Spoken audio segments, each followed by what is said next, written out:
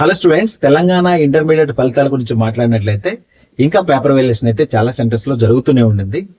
Maths 2B, physics, chemistry and civics, economics, Sanskrit ఇలాంటి languages and అలాగే optional subjects కూడా continuation గా జరుగుతున్నాయి.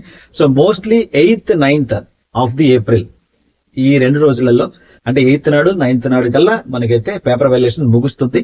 ఆ తర్వాత 1 వీక్ లేదా 10 days మీకు కోడింగ్ డీకోడింగ్ ప్రాసెస్ కంప్లీట్ అయిన తర్వాత మోస్ట్లీ 20th ఏప్రిల్ కి ఎక్స్పెక్ట్ చేసేటువంటి వెసులుబాటు అయితే ఉంది.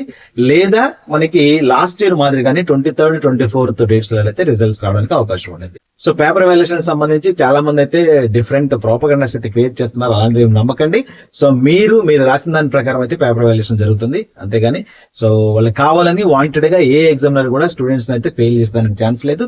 ముఖ్యంగా మ్యాథ్స్ 2B కి సంబంధించి తెలంగాణ స్టేట్ లో స్టూడెంట్స్ కి కొంత భయం అయితే ఉండింది. సో బట్ మీరు ఒకటి గుర్తుపెట్టుకోండి, అనుకున్నంత రేంజ్ లో అయితే ఫెయిల్యూర్స్ అయితే లేరు.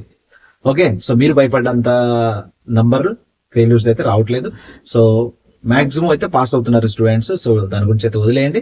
సో ఎవరైతే ఫెయిల్ అవుతారు అనుకుంటున్నారో వాళ్ళైతే ఖచ్చితంగా ఆ సబ్జెక్టులు పర్టికులర్ గా మళ్ళీ మీ ప్రిపరేషన్ అయితే స్టార్ట్ చేసుకోండి. ఈ మంత్ ఎండింగ్ లోపల రిజల్ట్ వచ్చినా సరే వెంటనే ఇమీడియట్ గా మీకు సప్లీ డేట్స్ కూడా వస్తాయి. అండ్ సప్లిమెంటరీ రాసిన తర్వాత మీకు అందరితో పాటుగా ఎంసెట్ లేదా ఇంకా జేఈ లేదా ఇంకా ఇతర కౌన్సిలింగ్ వెళ్ళేటువంటి స్టూడెంట్స్ కి వెసులుబాటు కోసం అయితే ఈసారి యాజ్ ఎర్లీ యాజ్ పాసిబుల్ మీకైతే సప్లిమెంటరీ ఎగ్జామినేషన్స్ కూడా కండక్ట్ చేయడానికి ఛాన్సెస్ ఉన్నాయి. కాబట్టి టైం లేదు. ఎవరైతే ఫెయిల్ అవుతారు అనుకున్నారైతే ఖచ్చితంగా మీరు మీ ప్రిపరేషన్ స్టార్ట్ చేయండి. సో ఈ వీడియో చూస్తున్న వాళ్ళందరూ కూడా వీడియోకి లైక్ చేయండి, ఫ్రెండ్స్ కి షేర్ చేయండి, ఛానల్ సబ్స్క్రైబ్ చేసుకుని బెల్ ఐకాన్ అయితే ట్యాప్ చేయండి. Thank you.